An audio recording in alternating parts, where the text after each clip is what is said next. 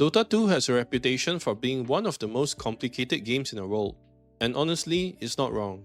With hundreds of heroes and tons of items and abilities, it can feel overwhelming just to start. Most players find Dota hard because they don't know what to learn or how to even begin learning it. If this sounds like you, then this video will definitely help.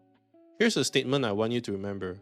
Most games are not won by mechanics or knowledge, but by basics. To get good at Dota, you only need to understand a few fundamentals that repeat every match. Lane better, farm faster, die lesser, move with purpose, buy the right items, and don't throw games. I know this sounds really simple, but let me give you an example. Many of my 3K MMR students know about patch note details and random spell interactions that I've never even heard of, but they are hard stuck because their basics are really bad. When they lose, they will blame their team's drafts and their enemy's counter picks. Whether you like it or not, we are the only constant variable in our team. Now, the 6 fundamentals I've listed break down into smaller concepts which we'll cover in this video. Let's start with the first one. Lane better. The laning stage is where most players make the game way harder than it needs to be. They overthink matchups and counter picks instead of focusing on what's happening in front of them. For example, take an Ursa safe lane against a Viper off lane. Obviously, this matchup looks unplayable. Ursa gets hit non-stop and just dies. So, a lot of players already assume that the lane is lost and plan to jungle early before even playing the lane. But that mindset misses the key point. Lane outcomes are not predetermined. Even in bad matchups, favorable moments can appear. A clean 2 vs 1 with your support, suddenly Ursa can destroy Viper. You see, lane outcomes constantly change based on creep waves, cooldowns, positioning, and numbers. Learn to watch health bars, levels, spell cooldowns, and hero numbers. These are not very difficult metrics to keep track of. Keep sustaining your health to more than 80% and mana to more than 50%. If you're running low on resources, send regen earlier. Don't wait until you are low before sending them or you'll be too late. Once you hit level 5 to 6, if the lane becomes unplayable, then you need to adjust. Don't overstay in lane and waste time. Instead, start shoving waves and jungling to speed up farm. For supports, this would mean holding free lanes or making ganks happen. After the lane, you need to learn to farm faster. This is where a lot of players completely lose structure.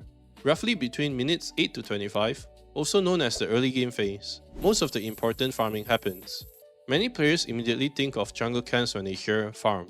But farming isn't just about disappearing into the jungle for 10 minutes. It's actually about efficient movement and map control. Good farming looks something like this. Push a lane, move forward, clear nearby camps, push the next wave, repeat. See, jungle camps are meant to be fillers, not your main objective. If you rely too much on jungle camps while lane creeps die, you are slowing yourself down and giving up map pressure. And yes, supports need farm too. Stacking camps, pulling waves, occupying empty lanes, or grabbing small jungle camps allow supports to stay relevant. Getting key items like Glimmer Cape, Force Staff, and Blink Dagger allow you to contribute more in fights. Farming isn't just for cores. Everyone needs to contribute to map control and resources. Which brings us to the next point. Die lesser. To clarify, it's not about how many times you die, but rather how you die. Trading lives for key objectives and winning teamfights are fine, but getting caught while farming, frontlining, or overextending is not. So, what's the solution to dying less in Dota? You need to watch the minimap frequently. There's no secret to it. Like, at least 50% of your total screen time should be spent looking at the minimap and tracking missing heroes. Constantly ask yourself, what can kill me right now, and how? If you can't see them, assume they are nearby. Play safe until you have vision again. In team fights, stay alive for as long as possible. Don't overcommit to fights and get out of position. Learn to throw spells from the edge of fights unless you have survivability factors like Black King Bar. With every avoided death, you get extra farm, XP, pressure, and map control. Once you can foresee deaths coming before they happen, that's when you will truly progress in the game. Before the video, if you'd like to get coaching with me and hit Immortal, feel free to check the description box down below. I've coached more than 1000 players with very successful results. If you're interested, book a session in with me today. With that said, let's get into the video.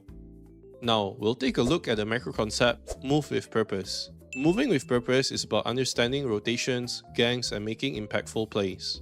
This is what separates players from those who just AFK farm versus those who actually impact the game. To simplify rotations, break down your game plan into early game and mid to late game phase. In the early game phase, which is around 8 to 25 minutes, rotate only if there's a guaranteed kill, a free lane to occupy, or an area has become too dangerous to stay. Getting convenient kills and map pressure are way more valuable than forcing objectives or wasting time.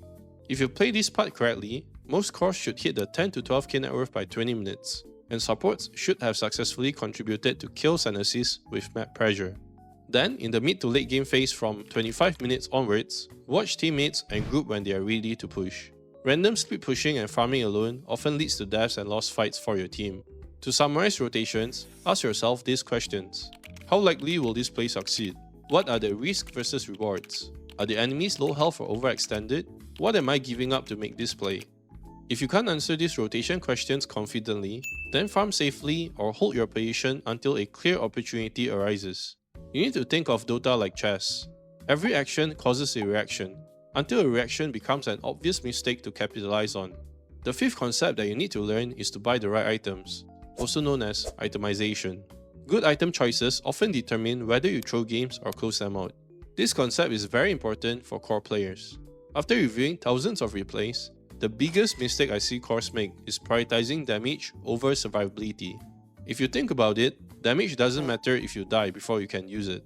As a rule, by the 20 to 30 minute mark, every core should have at least 1 to 2 survivability and fighting item to stay alive in fights. After 30 minutes, adapt your items to solve the problems you're facing. For supports, itemization is more flexible because most of your item choices are utility items that support your teammates. Good starting items are such as Force Staff, Spirit Vessel, Solar Crest, and so on. However, if your cores are struggling and you need to transition into semi-cores, then start building more aggressive items to carry your teammates. This can look like a Glimpse Scepter or Refresher to buff your spells. Finally, the last concept that you must learn is don't throw games. It doesn't matter how well you play the first 20 minutes if you always throw your lead away. Common throws include frontlining when enemy heroes are missing, pushing high ground without Aegis, pushing high ground with all enemies alive, or chasing for kills and dying in fights. If you want to consistently close out games without throwing, you need to master the art of patience. This means knowing when to farm, control areas, or group and push. Before committing to any risky plays, you first need to understand where your enemies are on the map and the state of the game. Look at your teammates' positions. Are they ready to follow up? Are they grouped up and pushing forwards? If they are, then go play closer to them. But here's the golden rule. Never frontline unless you're a tanky offlaner like Centaur with tons of health. From there, slowly pick off enemies one by one. Keep waves pushed in and take their camps away from them. After successful pickoffs, take Roshan to get Aegis. Then deplete the enemy's resources until someone gets caught or the enemy's big spells are used. You should be attempting high ground after that. Remember, every death you make here increases your risk of losing the game. If you die 3 to 4 times in a row during the mid to late game phase, you are most likely going to lose the game. Thanks for watching, and I'll see you again in the next one.